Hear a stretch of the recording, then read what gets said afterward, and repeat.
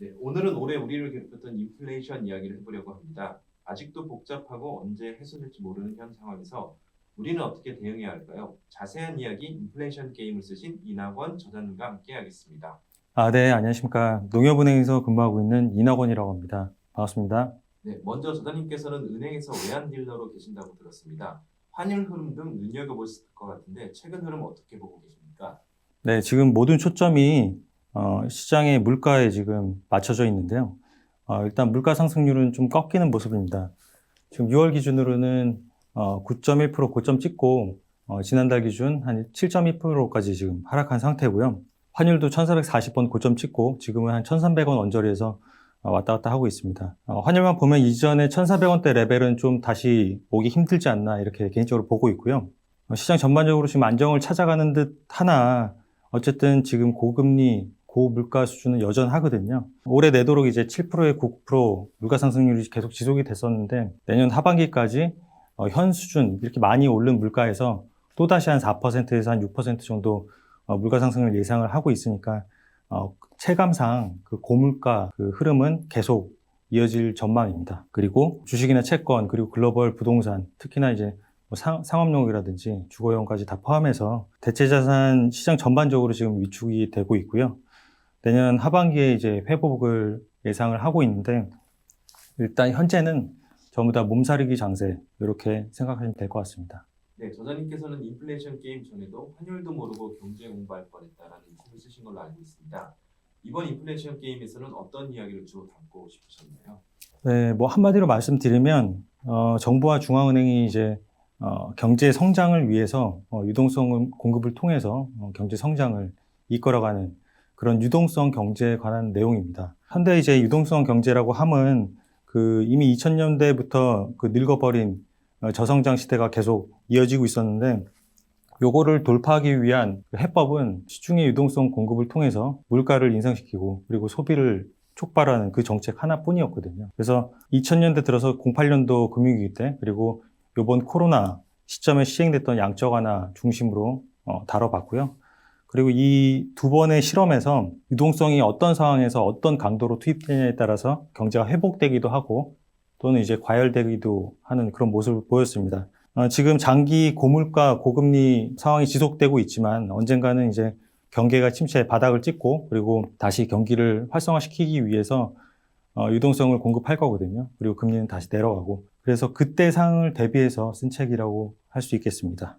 네, 요즘 뉴스만 들었다 하면 나오는 이야기가 고물가 고금리입니다. 40년 만에 찾아온 큰 규모의 인플레이션이라고 하는데 인플레이션이 도대체 무엇인가요? 쉽게 설명해 주신다면요.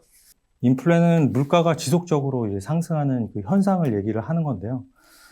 그렇다면 이제 그 물가가 왜 오르는지를 이해를 해야 되는데, 물가는 물건의 가격이지 않습니까? 근데 물건의 가격이 상승하는 경우는 그 물건이 희소해졌을 때, 또는 이제 물건과 교환되는 그 화폐의 가치가 하락했을 때, 이 두 가지 때문에 물가가 오릅니다. 보통은. 이거를 좀 다르게 얘기하면 원자재, 전자는 이제 그 원자재 공급이 감소해서 원자재 가격이 오르는 그런 비용 견인 인플레를 생각을 할 수 있겠고요. 그리고 두 번째는 초저금리, 그러니까 중앙은행의 그리고 정부의 유동성 공급으로 인해서 화폐 공급이 늘어나고 가치가 떨어지고 그리고 수요가 촉발돼서 확대되는 수요 견인 인플레와 자연스럽게 연결이 됩니다.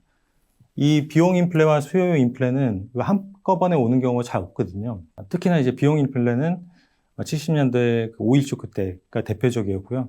그리고 이제 아주 오랜만에 눈에 띌 만한 이런 그 비용 견인 인플레가 발생을 했는데 이 강도가 이 두 개의 인플레이션 원인이 그 사상 어느 때보다 역대급으로 강하게 왔습니다. 그래서 저는 이번 인플레이션이 향후에 이제 인플레이션 그 장세를 또는 이제 경제 현상을 연구하는데 이번 인플레가 향후에 이제 인플레이션을 이해하는데 아주 교본과 같은 그런 시대라고 생각을 하거든요.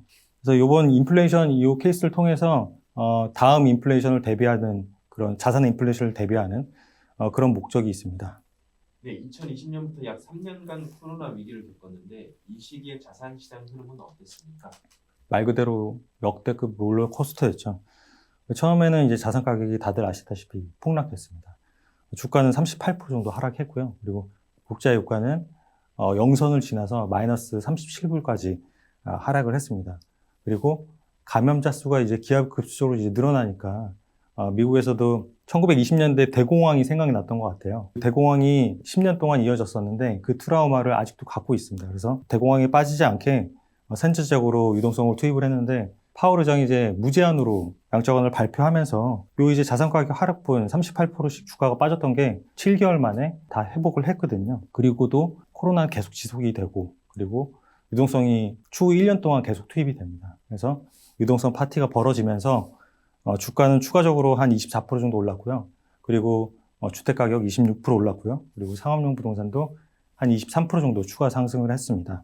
그리고 2022년 들어서 러시아 우크라이나 전쟁이 시작이 되면서 원자재 가격 폭등, 적게는 이제 한 200%에서 많게는 한 500%까지 상승을 했는데요.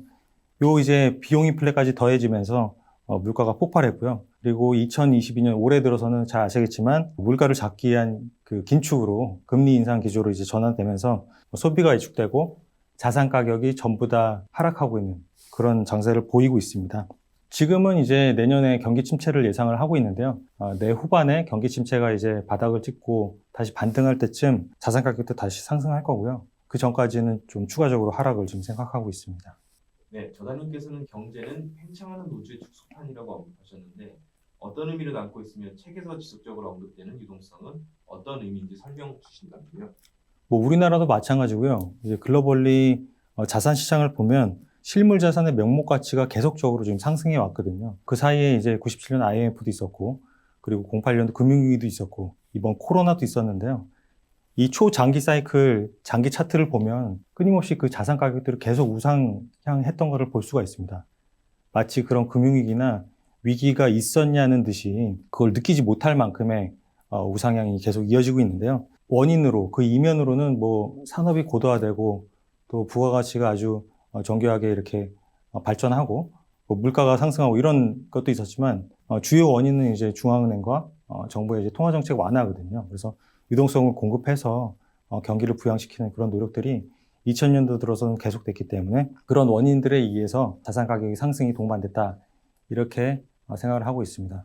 그리고 GDP 대비해서 경제 성장 대비해서 가계와 기업의 순자산, 순자본 스톡이라고 하는데 그 순자본 스톡의 비율을 지금 계산을 해보면 매년 우상향하고 있거든요.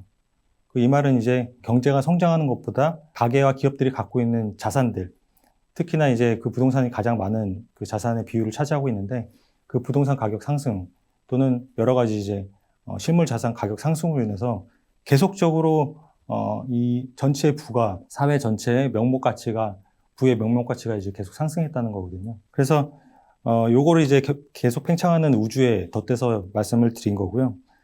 책에서 이제 지속적으로 말씀드렸던 그 유동성도 요 이제 원인을 제공했던 경기 부양을 위한 정부와 중앙은행의 유동성 요거에 이제 포커스를 맞춰서 말씀을 드렸습니다. 정부와 중앙은행의 구체적인 유동성 공급 방법은 어떻습니까? 이를 측정할 수 있는 도구 혹은 신호는 어떻게 찾아볼 수 있을까요? 정부가 이제 지출을 하지 않습니까? 예산대에서 이제 지출을 하는데 그걸 이제 정부가 소비한다고 보면 정부는 소비를 통해서 가계와 기업의 이제 소득을 그 소득이라는 유동성을 공급을 하는 거고요. 그리고 중앙은행은 금리를 인하하거나 시중에 있는 자산들을 매입해서 국채와 같은 자산을 매입해서 시중의 유동성을 공급하는 그런 역할을 지금 하고 있는데요. 이런 이제 일련의 과정들은 아주 일반적인 그런 정책들이거든요. 재정 정책 그리고 통화 정책이 아주 일반적인 형태인데 이게 이제 일반 상황에서는 자산 가격 상승까지 연결이 되지는 않습니다. 그렇지만 비정상적인 경제 위기 같은 코로나라든지 금융위기라든지 이런 상황에서는 아주 크게 자산 가격 상승 시그널로 잡아낼 수 있는데요. 정부의 재정 정책이라든지 중앙은행의 이제 통화 정책이 이전과는 다르게 아주 눈에 띌 정도로 그렇게 강하게 시행됐기 때문입니다. 이게 이제 대표적인 게 재차 말씀드렸던 양적 완화 정책인데요. 파급력을 이제 추정할 때는 경제 규모 대비해서 GDP 대비해서 재정 정책의 그 총량 그리고 통화 정책의 그 금액 총량을 비교해 보는 수밖에 없습니다. 이게 좀 계산하기 귀찮은 작업인데 실제로 이제 뭐 여러 그 리포트나 또는 언론에서 이제 얘기를 하기도 하지만 실제로 계산해 보는 방법이 가장 정확하고요. 이번 코로나 때는 재정 정책이 GDP의 한 27% 정도, 그리고 통화 정책은 GDP의 한 41% 정도를 유동성을 공급을 했거든요. 그래서 앞으로 또다시 유동성이 공급된다면 이번 케이스와 비교를 해서 어느 정도 강도인지 가늠해 보는 그런 방법이 있을 수 있습니다.